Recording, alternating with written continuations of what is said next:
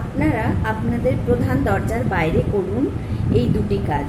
এই কাজ দুটো করার কারণ হলো প্রধান দরজাকে সুরক্ষিত করা, যে কোনো প্রকার নেগেটিভ এনার্জি বাড়ির ভেতরে প্রবেশ করতে না পারার জন্য, বাড়ির এনার্জি পজিটিভ রাখার জন্য, বাড়ির ভেতরে কোনো রকম নেগেটিভ এনার্জি যেন প্রবেশ করতে না পারে তার জন্য আপনারা এই কাজ দুটি করতে পারেন। নমস্কার সকল বন্ধুদের, আমি পিঙ্কি চৌধুরী, আমার চ্যানেলে আপনাদের সকলকে স্বাগত জানাই।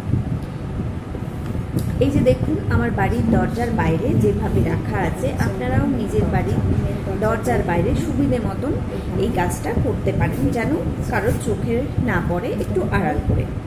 প্রথমেই কিছুটা রক সল্ট নিয়ে দরজার বাইরে আড়াল করে রেখে দিন।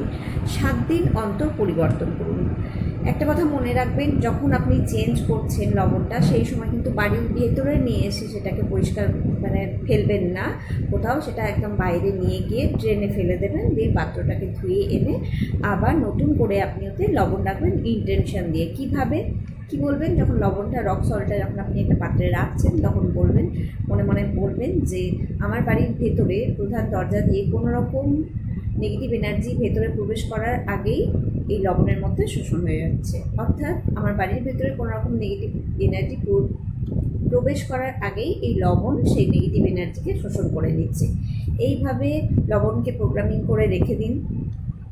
7 দিন অন্তর চেঞ্জ করুন। অবশ্যই সেটাকে বাইরে দিয়েই নিয়ে গিয়ে ফেলবেন, বাড়ির ভেতরে রাখবেন না। দ্বিতীয়ত যেটা করতে হবে সেটা হচ্ছে স্পাইরাল চক্রী। যখন প্রতিদিন আমরা আমাদের বাড়ির দরজার বাইরে এটাতে পরিষ্কার করি, সেই জায়গাটা পরিষ্কার করার পর হাওয়াতে একটা স্পাইরাল চক্রই দিয়ে দিতে হবে বড় করে। তাতে কী হবে, স্পাইরাল চক্রই হচ্ছে যে কোনো ধরনের নেগেটিভ এনার্জিকে পরিষ্কার করে, সেখানকার এনার্জি পরিষ্কার করে, স্পিরিচুয়ালি পরিষ্কার করে, হিল করে সেই জায়গাটাকে।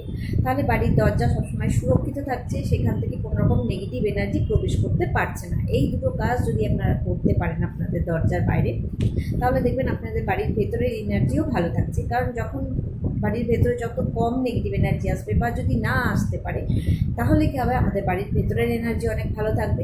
তো এইভাবে নিজের বাড়ির প্রধান দরজাকে সুরক্ষিত করুন। লবণ রাখার আগে বললাম ইন্টেনশন দেবেন, আর যখন স্পাইরাল চক্র দেবেন প্রতিদিনই দিতে হবে। 24 ঘন্টা মনে মনে ইন্টেনশন দেবেন যে 24 ঘন্টার স্পাইরাল চক্র আপনাদের দরজার বাইরে কাজ করছে। যারা রেইকি জানেন তারা স্পাইরাল চক্রই জানেন, আর যারা রেইকি জানেন তারা চক্রও জানেন। যারা রেইকি জানেন না, শুধুমাত্র রক সল্টটা এইভাবে ব্যবহার করতে পারেন। যারা রেইকি জানেন তারা স্পাইরাল চক্রের হাওয়া দিন, আর দরজার মাথার ওপরে দিয়ে দিন চক্রই।